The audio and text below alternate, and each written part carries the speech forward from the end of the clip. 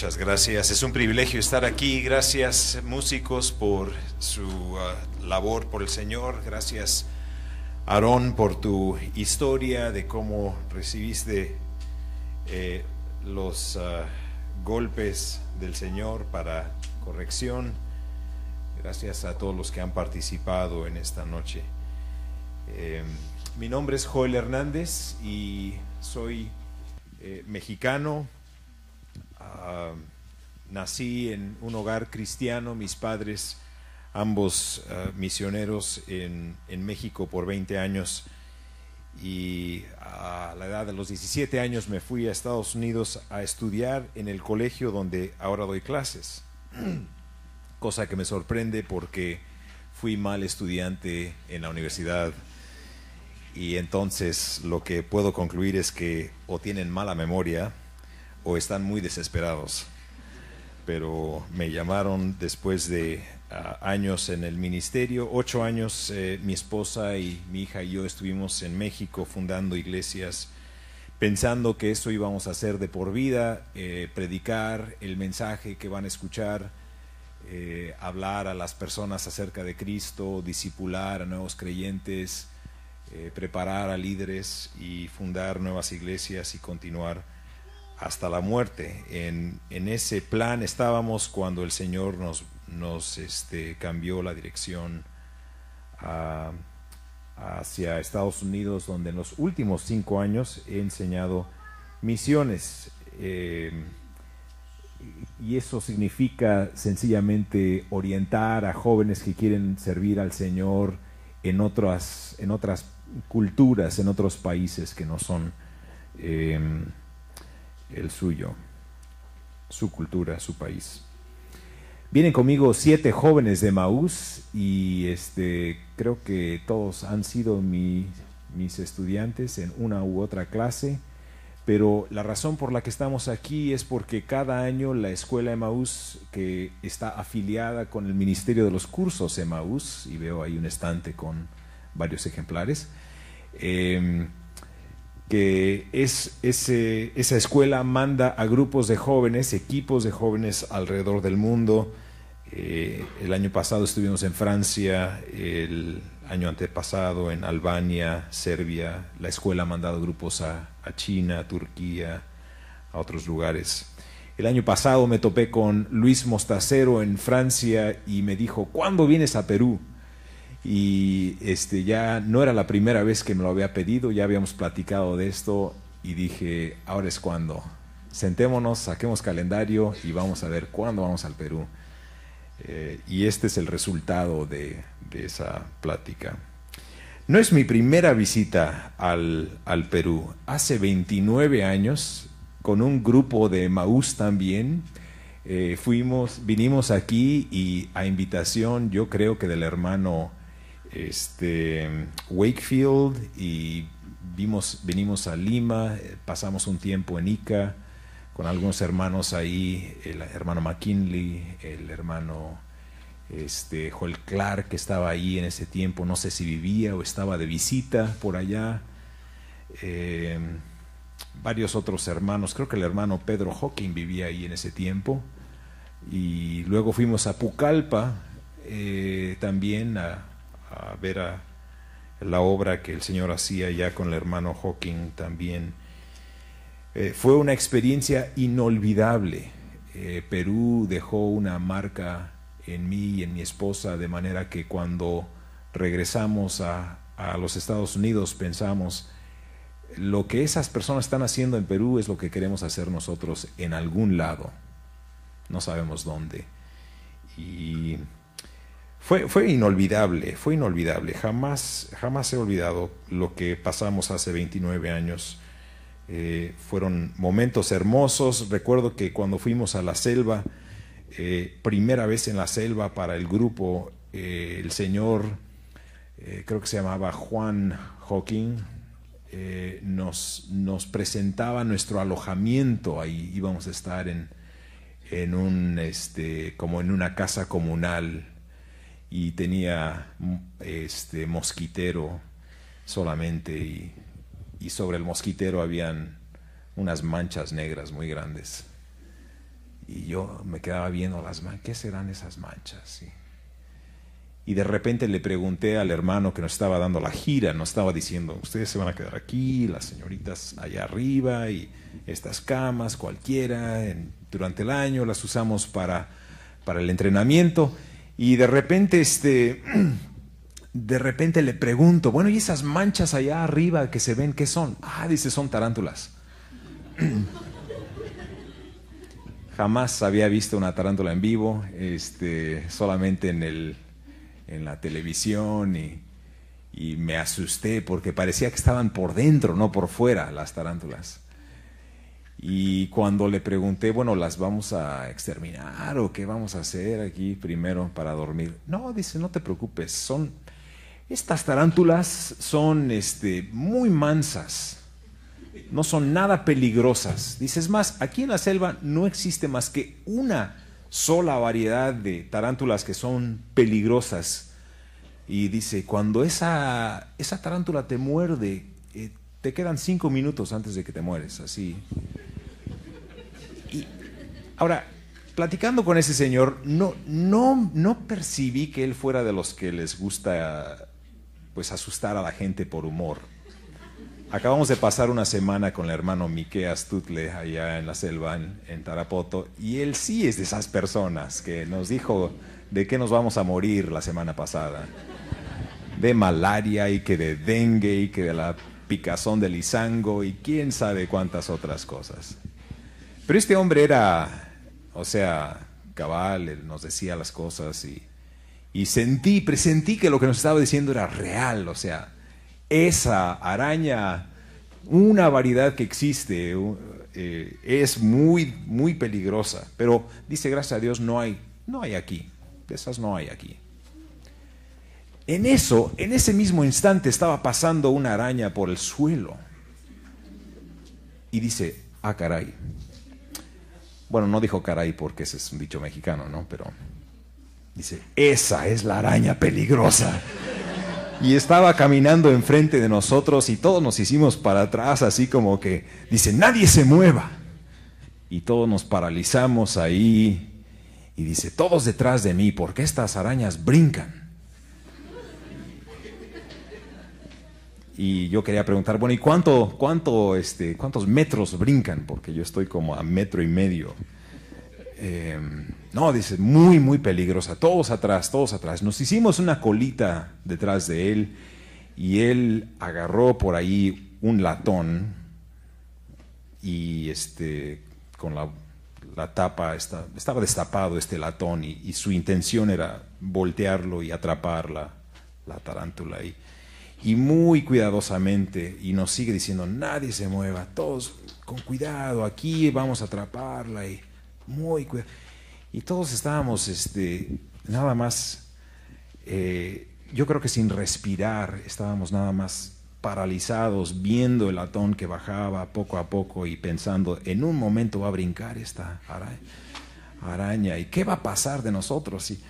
Y mero cuando quedaban como unos, ¿qué serán? 30 centímetros para que encerrara a ese animal, se fue la luz.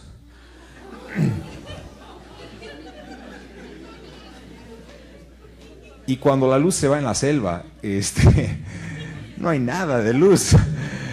No había nada de luz, no podía ver ni siquiera mi mano. Y el hermano dice, todos quietos. Tú sabes lo que es estar en un lugar tan oscuro, imaginándote lo peor. De repente todos sentíamos el cosquilleo de la tarántula que se nos estaba trepando, pero no podíamos movernos, estábamos paralizados ahí. Y en lo que pareció como una eternidad, yo creo que solamente fueron unos 3 o 4 minutos, por fin regresó la luz y jamás volvimos a encontrar a aquella tarántula. No apareció en ningún lado. Y ahí tuvimos que dormir. Y no dormimos muy bien.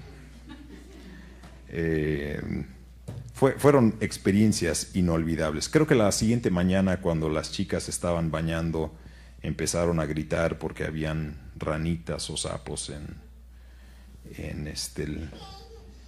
ahí en la regadera. Tuvimos experiencias muy hermosas ahí. Vimos a personas, vimos a un evangelista que me dijeron, este hombre ha plantado muchas iglesias. Y yo me imaginaba un señor de muchos conocimientos, quizás estudiado, quizás bien vestido, y entramos en lo que era pues una pequeña choza y estaba un señor descalzo y ciego. Y eso me dejó una impresión de por vida, que para servir al Señor no hay que ser rico, no hay que ir no le digan a mis superiores, pero no hay que ir a Emaús. Solamente tiene uno que conocer a Cristo y seguirle de cerca. Para servirle hay que ser suyo y amarle de todo corazón y entregarle lo que uno tiene y estar satisfecho con lo que uno no tiene. Creo que son 2 etapas de la vida. Uno, darnos cuenta de lo que Dios nos ha dado, y la segunda es aceptar lo que no nos ha dado. Y algunos de nosotros todavía estamos trabajando en esa segunda etapa, aceptando lo que no nos ha dado. A veces la más emocionante aventura puede terminar en oscuridad, en incertidumbre y en temor. Eso es lo que recuerdo de la selva. Era una aventura emocionante, pero en ese momento terminó en gran temor para nosotros. Y eso lo proyecto a la vida y pienso, muchas veces empezamos con gran entusiasmo, con gran anhelo, con optimismo en la vida, y terminamos con incertidumbre, confusión, temor. Recuerdo a una pareja a quien llamaré Gabriela y Daniel, no son sus nombres, pero me cuentan la historia de que cuando ellos se enamoraron, tenían unos 17 y 18 años, fue amor a primera vista. Ella una bella, bella chica, él un joven apuesto, un músico fenomenal que llegó a ser el mayor músico, el más importante músico de aquel instrumento que tocaba en su país. Y empezaron su familia llenos de ilusión, llenos de alegría. Tenían la vida por delante, tenían el éxito seguro. Venían de familias, buenas familias. Ella era una chica católica, súper católica, de las del centro de México. El área de Guanajuato es un área militantemente católica. Él era un chico, pues, que había escuchado de Dios, pero realmente no le importaba seguir a Dios. Él quería hacer su propia vida. Él no necesitaba de Dios, podía lograr el éxito sin Él. Y empezaron su familia, tuvieron hijos, tuvieron éxito. Él tuvo éxito en su música, llegó hasta las más altas filarmónicas del país, de su país y del mundo. Pero terminaron una familia descompuesta. Lo que empezó con ilusión terminó con oscuridad, con temor, con confusión, con desconfianza, con resentimiento, con una depresión clínica que la mantuvo a ella incapaz de realizar las más mínimas tareas, con heridas emocionales profundas, con hijos que tenían miedo de que sus padres pelearan, y siempre con el temor a la separación que la habían visto repetidas veces. Cuando nos llamaron, cuando nos encontramos, cuando el Señor los puso en nuestro camino, era uno de esos desastres matrimoniales. Y muchos Quizás podría quizás podría entrevistarte a ti. Y tú me contarías de familiares o seres queridos o vecinos o amigos que dices, la historia que nos contaste me parece igual a la de mis padres o mis vecinos o algo así. O quizás la mía, no sé. Y me pregunto, ¿fue esa la intención de Dios para el matrimonio? Dios diseñó el matrimonio, Dios fue el que inventó el matrimonio. Él fue el que unió a la primera pareja y dijo, de aquí en adelante así se va a hacer. Y la pregunta es, ¿así la diseñó? ¿Para ese fin? ¿Para que viviera el hombre y la mujer en amargura en su vida matrimonial, en su vida familiar? ¿Para que los niños crecieran en incertidumbre y temor y desconfianza? ¿Será ese el diseño, la idea de Dios? La Biblia nos enseña que Dios diseñó el matrimonio y la familia para crecer en amor, para ser un invernadero, como un invernadero que protege la plantita de los elementos, como algo que protege, que da seguridad, que da nutrición, que todo lo que la familia y el matrimonio necesita para ser fuerte, para ser feliz, para ser satisfecho, para disfrutar a Dios. Dios diseñó el matrimonio y la familia para bien, pero nos ha dado instrucciones en su palabra de cómo deben llevarse esas cosas. Y el problema con el ser humano es que tendemos a no prestar hacer caso omiso de las instrucciones. Por ejemplo, ahí está mi esposa y mi hija. Tenemos una hija, se llama Sara, 20 años.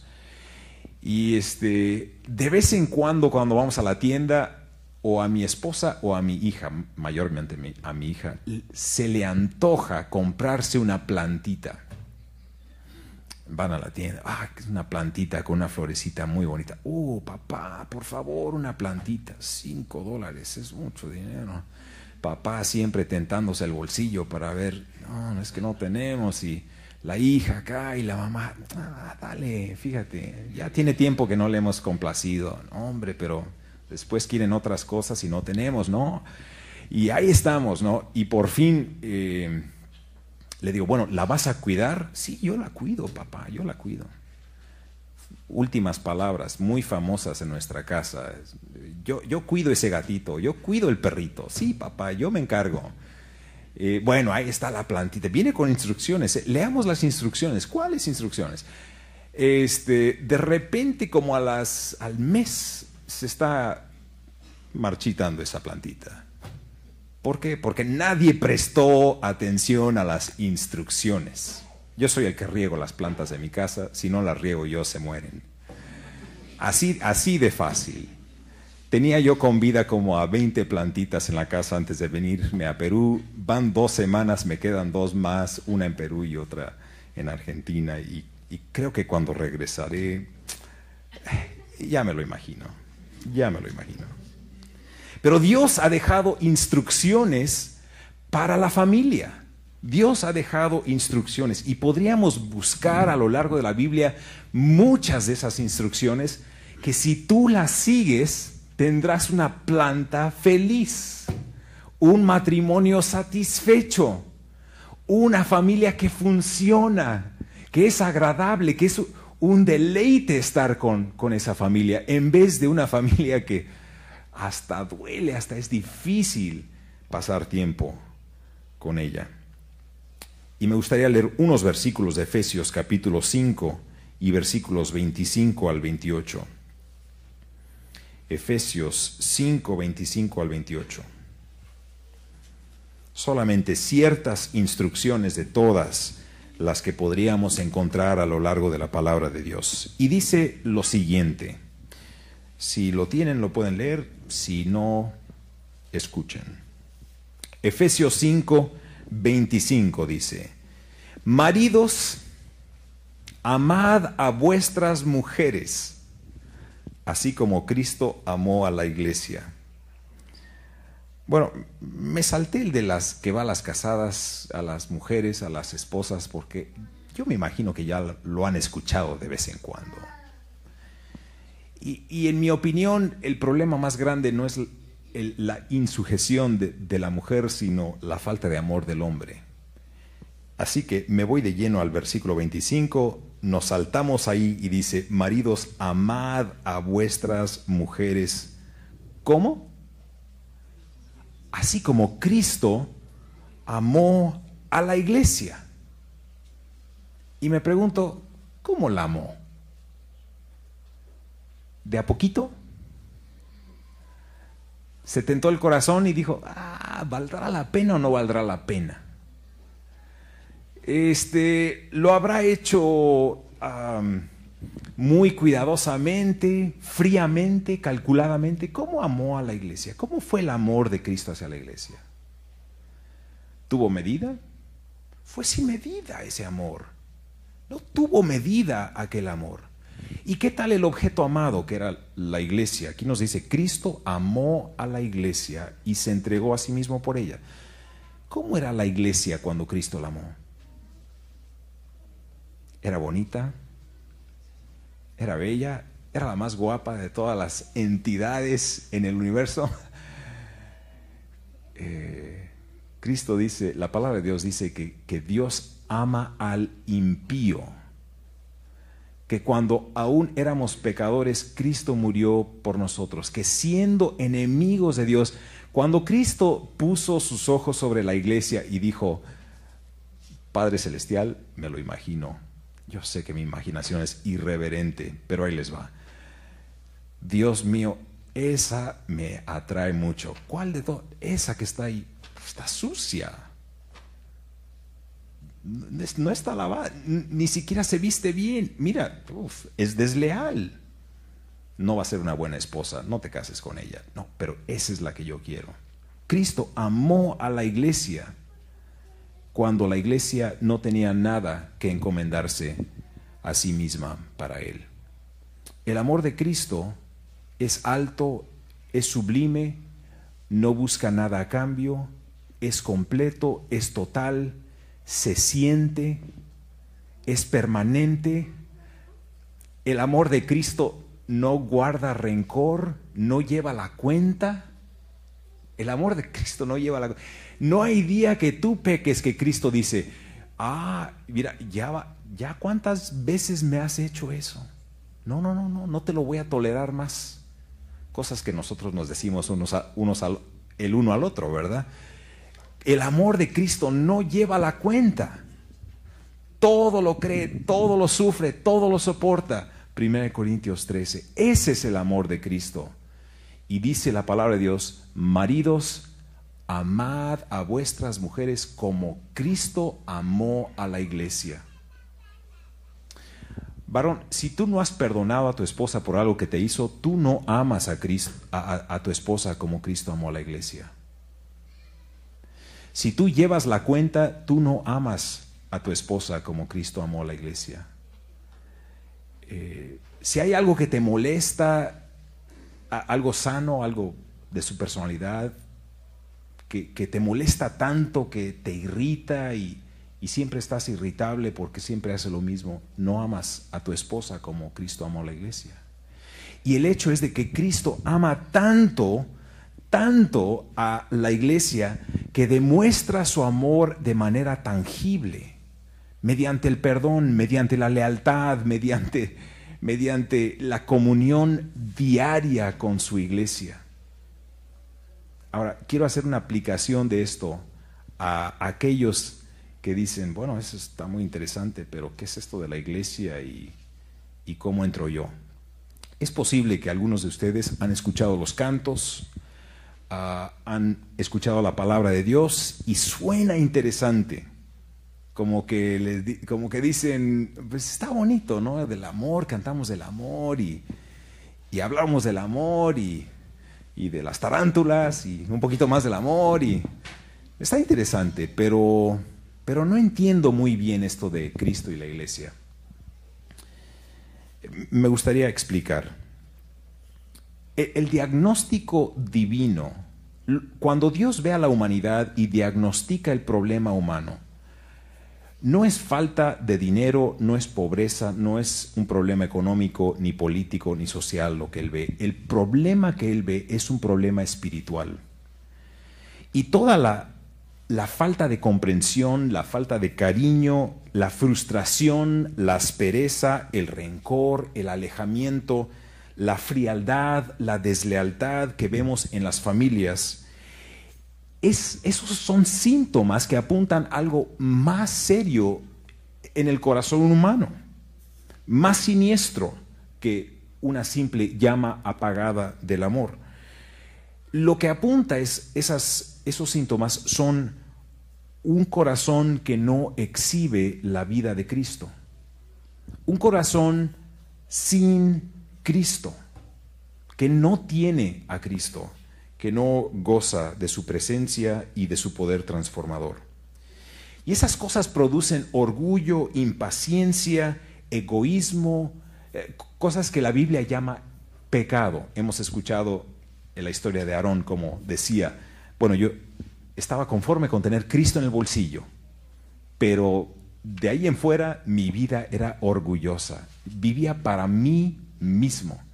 El pecado en sí es esa autosuficiencia para con Dios, que elimina la necesidad de Dios, que aísla a Dios, que lo pone fuera de mi vida como si no lo necesitara. Y el resultado de ese pecado no es solamente alejamiento familiar, separación matrimonial, frialdad en el hogar, sino un alejamiento espiritual de Dios. El pecado acarrea separación con Dios. Y si tú no has puesto tu vida al corriente con Dios, si tú no has recibido a Cristo en tu corazón, si no has puesto tu confianza en el Señor Jesucristo como tu Salvador, hay en tu vida una separación para con Dios, un alejamiento. De vez en cuando quizás tú sientas bonito cuando escuchas cantos, sin importar eso, existe una separación. Quizás tú digas, bueno, es que yo soy bueno y hago buenas cosas. A pesar de eso, hay una separación. Tu pecado te separa de Dios. Dice la palabra de Dios, ante todo, tened entre vosotros ferviente amor, porque el amor cubrirá multitud de pecados. El amor cubre multitud de pecados. Y Dios ha mostrado su amor en que tú, estando alejado de Dios de manera permanente, eterna, para poder vincular ese alejamiento, para poder traer de nuevo las dos partes, hizo algo que nadie jamás ha podido hacer y nadie jamás podrá hacer de nuevo. Mandó a su Hijo, su único Hijo, para salvar a gente que no lo quería. Cristo Jesús, el Hijo de Dios, vino al mundo para pagar la deuda de tu alejamiento espiritual, de tu pecado, de tu separación con Dios. Esa separación, ese pecado acarrea la muerte, y Cristo, cuando murió, pagó por tus pecados. Pero no automáticamente ese perdón es puesto a tu cuenta. Hay un paso que Dios exige. Tú dices, sí, ahí viene la mala noticia. No es mala noticia, es buena noticia. La palabra de Dios la llama el Evangelio, que significa buenas noticias, que Dios gratuitamente otorga a cualquiera que acude a Cristo y dice, Jesucristo, yo soy pecador, no me merezco la vida eterna, pero sé que tú pagaste por mi pecado. Y cuando tú confías en Cristo, cuando depositas tu confianza en Él, en ese momento pasas de muerte a vida, nos dice la palabra de Dios. En ese momento Dios perdona tus pecados. En ese momento pasas a ser familia de Dios, no por lo bueno que hayas hecho, sino por lo bueno que Jesús hizo. no por tus buenas obras, sino por la única buena obra que Dios jamás verá, la obra que Cristo hizo en la cruz. Si tú confías en Cristo, Dios pondrá esa buena obra de Cristo a tu cuenta y te dará la vida eterna. Tú dices, bueno, yo oré la oración del pecador en cierta ocasión en mi pasado. Si tú estás confiando en la oración del pecador, no eres salvo. Si tú estás confiando en que tus padres eran cristianos y que por eso vas a ir al cielo, no eres salvo. Si tú estás confiando en el hecho de que vienes a la iglesia y eso te va a salvar, no eres salvo. Si tú estás confiando en cualquier cosa que no sea solamente en Cristo, solamente en Él, la salvación se encuentra en Él, cantamos. Si tú estás confiando solamente en Cristo, entonces podrás tener la vida eterna. La palabra de Dios dice, de cierto os digo, el que oye mi palabra y cree al que me envió, no vendrá condenación, mas ha pasado de muerte a vida. Y la pregunta es, ¿has pasado tú de muerte a vida? Ese es el primer paso para tener el amor de Dios en tu familia, en tu hogar, en tu matrimonio. A menos que el amor de Dios rompa ese corazón frío, no podrás tener amor para tu prójimo. No podrás tener el verdadero amor de Dios. Así que tienes delante de ti una decisión. Solo el diseño de Dios funciona y solo con Dios funciona. Efesios 5:2 dice, andad en amor como también Cristo nos amó y se entregó a sí mismo por nosotros, ofrenda y sacrificio a Dios en olor fragante. Amigos, si nunca has escuchado este mensaje, o si lo has escuchado pero no has puesto atención, o si lo has escuchado y puesto atención pero por fin esta noche lo entendiste por primera vez, yo te invito de todo corazón. Y diría, Dios me mandó desde México,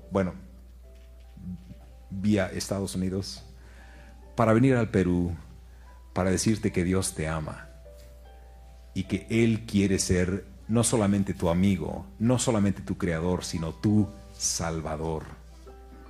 Y si tú pones tu fe en Cristo y en la obra que Él ha hecho, entonces tendrás perdón de pecados y una vida eterna.